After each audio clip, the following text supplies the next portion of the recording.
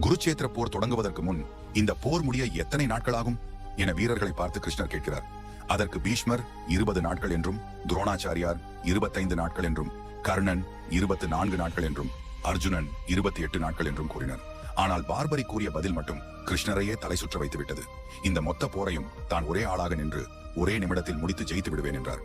பார்பரிக் சிவன் மீது மிகுந்த பக்தி கொண்டவராக இருந்தார். அதற்கு பரிசாக சிவபெருமான் அவருக்கு 3 சக்தி வாய்ந்த அம்புகளை பரிசளிக்கின்றார். அதில் ஒரு அம்பை பயன்படுத்தினாலே எதிரி படை சுக்குநூறாகி சாம்பலாகி போய்விடும்.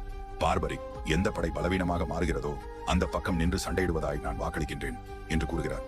இவர் பலவீனமாகும் படைப்பக்கம் மாறிக்கொண்டே இருந்தால் யாருமே உயிரோடு இருக்க முடியாது என உணர்ந்த கிருஷ்ணர் ஒரு அந்தணராக வேடமிட்டு பார்பரிக்கிடம் அவரின் தலையை தானமாய் கேட்டதும் அதிர்ந்து போன பார்பரிக் சந்தேகத்துடன் தாங்கள் உண்மையில் யார் என்று கேட்க, அந்தணர் உருவத்தில் இருந்த கிருஷ்ணர் தனது விஷ்ணு அவதாரத்தை காட்சியளிக்கின்றார்.